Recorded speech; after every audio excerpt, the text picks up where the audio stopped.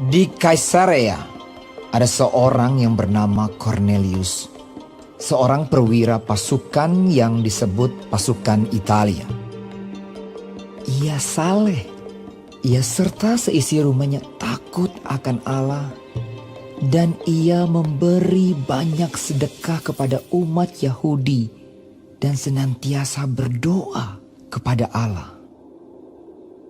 Dalam suatu penglihatan, kira-kira jam 3 petang, jelas tampak kepadanya seorang malaikat Allah masuk ke rumahnya dan berkata kepadanya, Cornelius.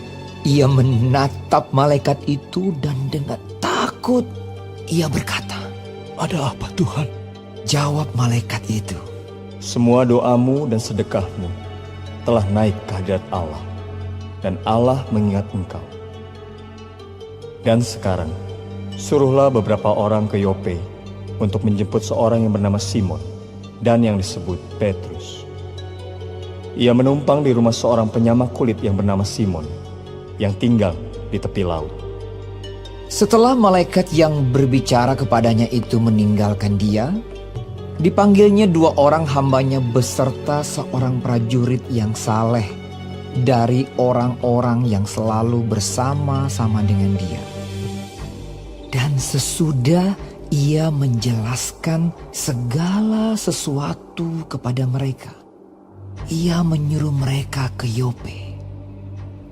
Keesokan harinya, ketika ketiga orang itu berada dalam perjalanan dan sudah dekat kota Yope, kira-kira pukul 12 tengah hari, naiklah Petrus ke atas rumah untuk berdoa. Ia merasa lapar dan ingin makan. Tetapi sementara makanan disediakan, tiba-tiba rohnya diliputi kuasa ilahi. Tampak olehnya langit terbuka, dan turunlah suatu benda berbentuk kain lebar yang bergantung pada keempat sudutnya yang diturunkan ke tanah. Di dalamnya terdapat berbagai jenis binatang berkaki 4, binatang menjalar dan burung. Kedengaranlah olehnya suatu suara yang berkata, Bangunlah hai Petrus, sembelihlah dan makanlah. Tetapi Petrus menjawab, Tidak, Tuhan, tidak. Sebab aku belum pernah makan sesuatu yang haram dan yang tidak tahir.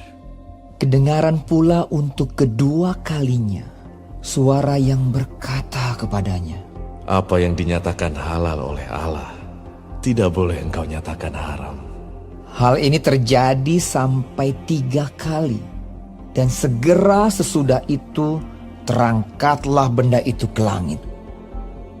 Petrus bertanya-tanya di dalam hatinya, apa kiranya arti penglihatan yang telah dilihatnya itu.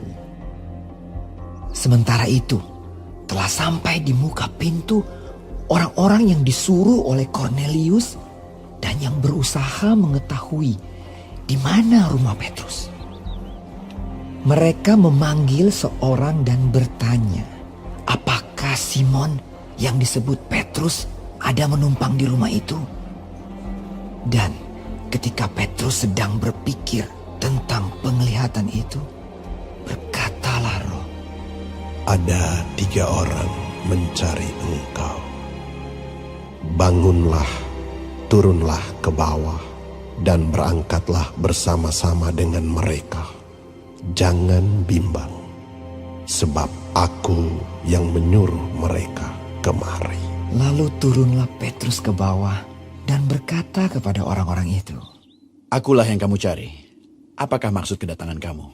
Jawab mereka, Cornelius, seorang perwira yang tulus hati dan takut akan Allah, dan yang terkenal baik di antara seluruh bangsa Yahudi, telah menerima penyataan Allah dengan perantaraan seorang malaikat kudus, supaya ia mengundang engkau ke rumahnya dan mendengar apa yang akan kau katakan. Ia mempersilakan mereka untuk bermalam di situ. Keesokan harinya ia bangun dan berangkat bersama-sama dengan mereka, dan beberapa saudara dari Yope menyertai dia. Dan pada hari berikutnya sampailah mereka di Kaisarea. Kornelius sedang menantikan mereka, dan ia telah memanggil sanak saudaranya dan sahabat-sahabatnya berkumpul. Ketika Petrus masuk, datanglah Kornelius menyambutnya. Dan sambil tersungkur di depan kakinya, ia menyembah Petrus. Tetapi Petrus menegakkan dia, katanya, Bangunlah, aku hanya manusia saja. dan sambil bercakap-cakap dengan dia, ia masuk dan mendapati banyak orang sedang berkumpul. Ia berkata kepada mereka, Kamu tahu betapa kerasnya larangan bagi seorang Yahudi untuk bergaul dengan orang-orang yang bukan Yahudi atau masuk ke rumah mereka. Tetapi Allah telah menunjukkan kepadaku bahwa aku tidak boleh menyebut orang najis atau tidak tahir. Itulah sebabnya aku tidak berkeberatan ketika aku dipanggil, lalu datang kemari. Sekarang aku ingin tahu, apa sebabnya kamu memanggil aku? jawab Kornelius. 4 hari yang lalu kira-kira pada waktu yang sama seperti sekarang, yaitu jam 3 petang, aku sedang berdoa di rumah. Tiba-tiba ada seorang berdiri di depanku, pakaiannya berkilau-kilauan, dan ia berkata, Kornelius, doamu telah didengarkan Allah, dan sedekahmu telah diingatkan di hadapannya. Suruhlah orang ke Yope untuk menjemput Simon yang disebut Petrus. Ia sedang menumpang di rumah Simon, seorang penyamak kulit yang tinggal di tepi laut. Karena itu, segera kusuruh orang kepadamu, dan dengan senang hati engkau telah datang. Sekarang, kami semua sudah hadir di sini, di hadapan Allah, untuk mendengarkan apa yang ditugaskan Allah kepadamu. Lalu mulailah Petrus berbicara. Katanya, Sesungguhnya aku telah mengerti bahwa Allah tidak membedakan orang. Setiap orang dari bangsa manapun yang takut akan Dia dan yang mengamalkan kebenaran berkenan kepadanya. Itulah firman yang Ia suruh sampaikan kepada orang-orang Israel, yaitu firman yang memberitakan damai sejahtera oleh Yesus Kristus yang adalah Tuhan dari semua orang.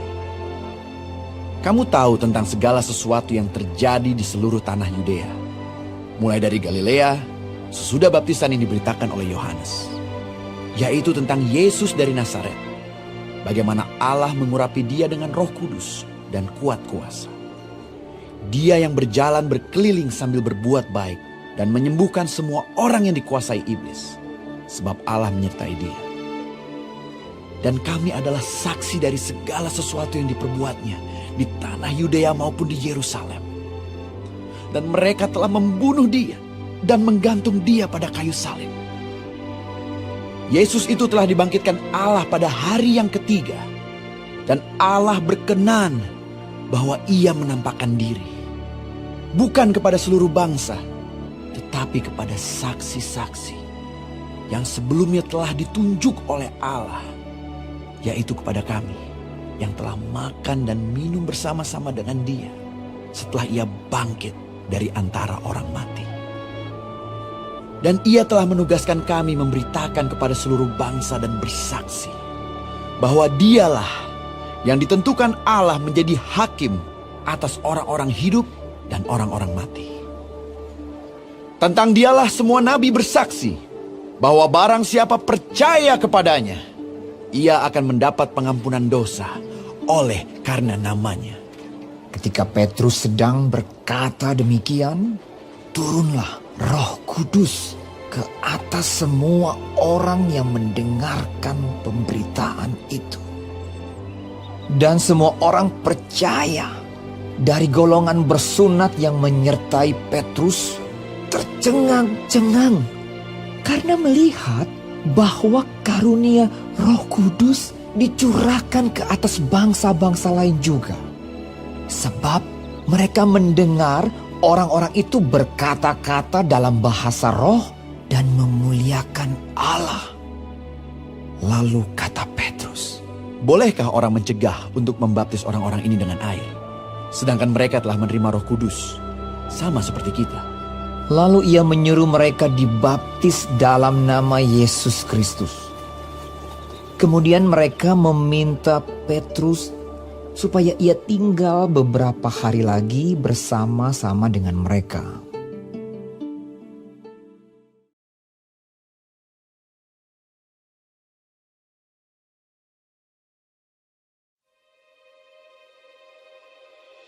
Rasul-rasul dan saudara-saudara di Yudea mendengar bahwa bangsa-bangsa lain juga menerima firman Allah. Ketika Petrus tiba di Yerusalem, orang-orang dari golongan yang bersunat berselisih pendapat dengan dia. Kata mereka, Engkau telah masuk ke rumah orang-orang yang tidak bersunat dan makan bersama-sama dengan mereka. tetapi Petrus menjelaskan segala sesuatu berturut-turut.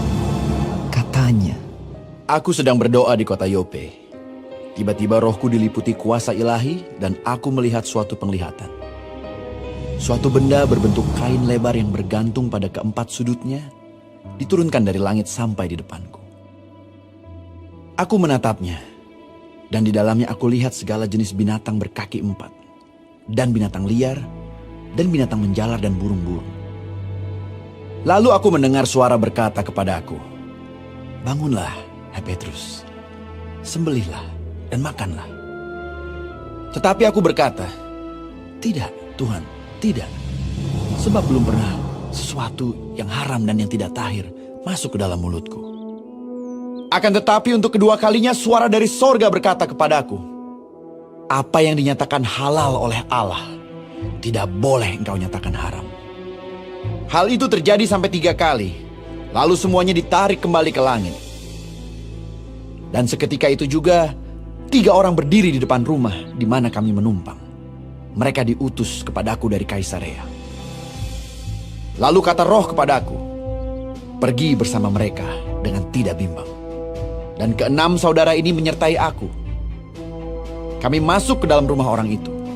Dan ia menceritakan kepada kami bagaimana ia melihat seorang malaikat berdiri di dalam rumahnya dan berkata kepadanya, Suruhlah orang ke Yope untuk menjemput Simon yang disebut Petrus. Ia akan menyampaikan suatu berita kepada kamu yang akan mendatangkan keselamatan bagimu dan bagi seluruh isi rumahmu. Dan ketika aku mulai berbicara, turunlah Roh Kudus ke atas mereka, sama seperti dahulu ke atas kita. Maka teringatlah aku akan perkataan Tuhan. Yohanes membaptis dengan air, tetapi kamu akan dibaptis dengan Roh Kudus. Jadi jika Allah memberikan karunia-Nya kepada mereka, sama seperti kepada kita pada waktu kita mulai percaya kepada Yesus Kristus, bagaimanakah mungkin aku mencegah dia? ketika mereka mendengar hal itu, mereka menjadi tenang, lalu memuliakan Allah. Katanya, Jadi kepada bangsa-bangsa lain juga Allah mengaruniakan pertobatan yang memimpin kepada hidup. sementara itu banyak saudara-saudara telah tersebar karena penganiayaan yang timbul sesudah Stefanus dihukum mati. Mereka tersebar sampai ke Fenisia, Siprus, dan Antioquia. Namun mereka memberitakan Injil kepada orang Yahudi saja. Akan tetapi, di antara mereka ada beberapa orang Siprus dan orang Kirene yang tiba di Antioquia dan berkata-kata juga kepada orang-orang Yunani dan memberitakan Injil bahwa Yesus adalah Tuhan.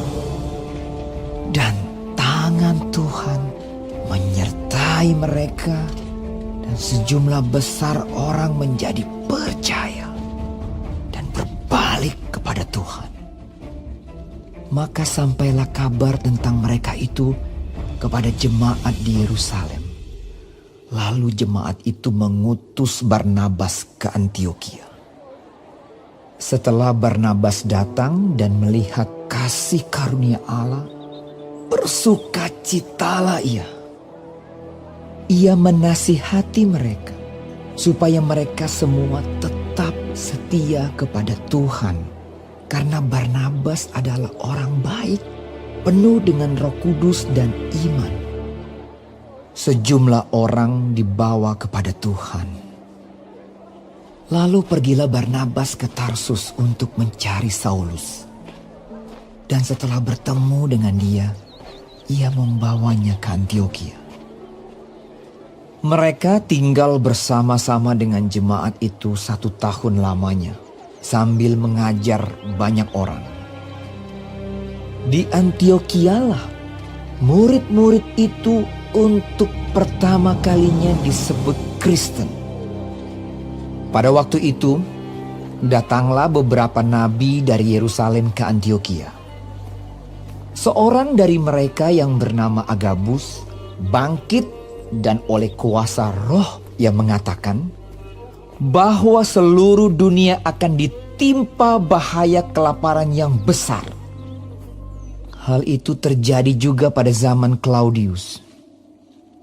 Lalu murid-murid memutuskan untuk mengumpulkan suatu sumbangan sesuai dengan kemampuan mereka masing-masing dan mengirimkannya kepada saudara-saudara yang diam di Yudea. Hal itu mereka lakukan juga, dan mereka mengirimkannya kepada penatua-penatua dengan perantaraan Barnabas dan Saulus.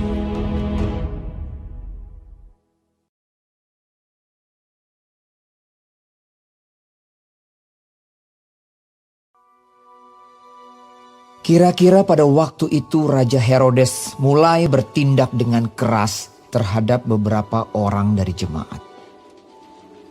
Ia menyuruh membunuh Yakobus, saudara Yohanes, dengan pedang. Ketika ia melihat bahwa hal itu menyenangkan hati orang Yahudi, ia melanjutkan perbuatannya itu dan menyuruh menahan Petrus. Waktu itu hari raya roti tidak beragi. Setelah Petrus ditangkap, Herodes menyuruh memenjarakannya di bawah penjagaan 4 regu, masing-masing terdiri dari 4 prajurit. Maksudnya ialah supaya sehabis Paskah ia menghadapkannya ke depan orang banyak. Demikianlah Petrus ditahan di dalam penjara. Tetapi jemaat dengan tekun mendoakannya kepada Allah. Pada malam sebelum Herodes hendak menghadapkannya kepada orang banyak, Petrus tidur di antara 2 orang prajurit, terbelenggu dengan 2 rantai. Selain itu, prajurit-prajurit pengawal sedang berkawal di muka pintu. Tiba-tiba, berdirilah seorang malaikat Tuhan dekat Petrus, dan cahaya bersinar dalam ruang itu. Malaikat itu menepuk Petrus untuk membangunkannya. Katanya, Bangunlah segera. maka gugurlah rantai itu dari tangan Petrus. Lalu kata malaikat itu kepadanya, Ikatlah pinggangmu dan kenakanlah sepatumu. ia pun berbuat demikian. Lalu malaikat itu berkata kepadanya, Kenakanlah jubahmu dan ikutlah aku.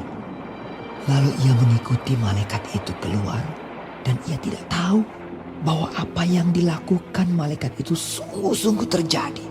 Sangkanya ia melihat suatu penglihatan. Setelah mereka melalui tempat kawal pertama dan tempat kawal kedua, sampailah mereka ke pintu gerbang besi yang menuju kota.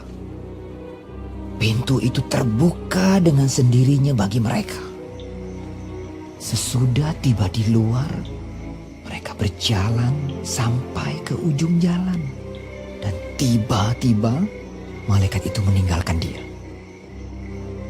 Dan setelah sadar akan dirinya, Petrus berkata, Sekarang taulah aku benar-benar bahwa Tuhan telah menyuruh malaikatnya dan menyelamatkan aku dari tangan Herodes, dan dari segala sesuatu yang diharapkan orang Yahudi.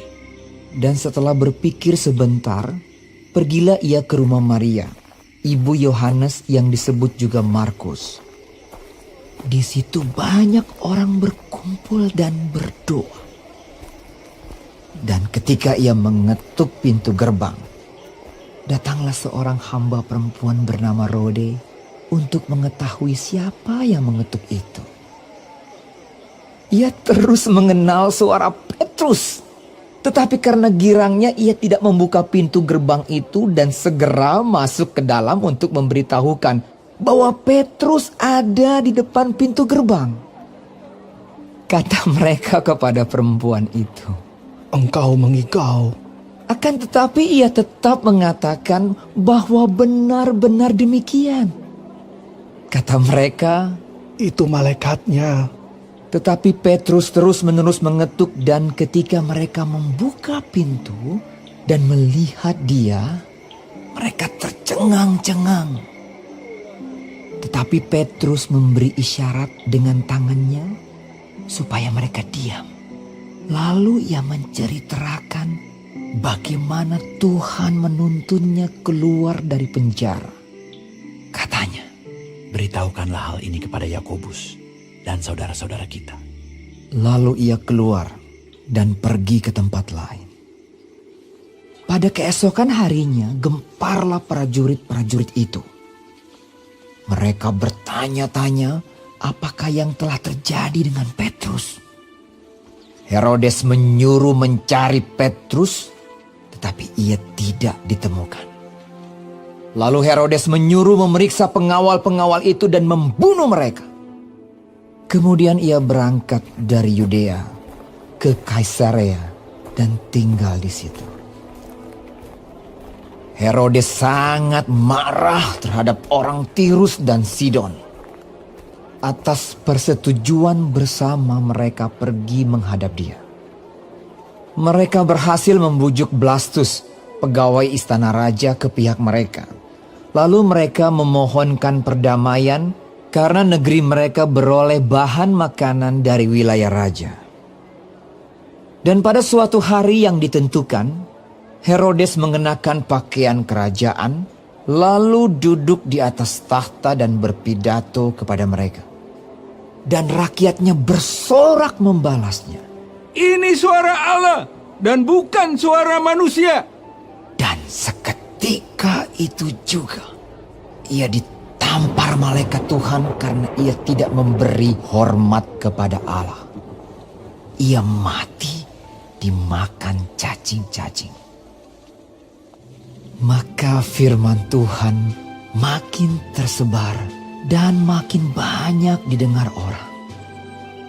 Barnabas dan Saulus kembali dari Yerusalem. Setelah mereka menyelesaikan tugas pelayanan mereka, mereka membawa Yohanes yang disebut juga Markus.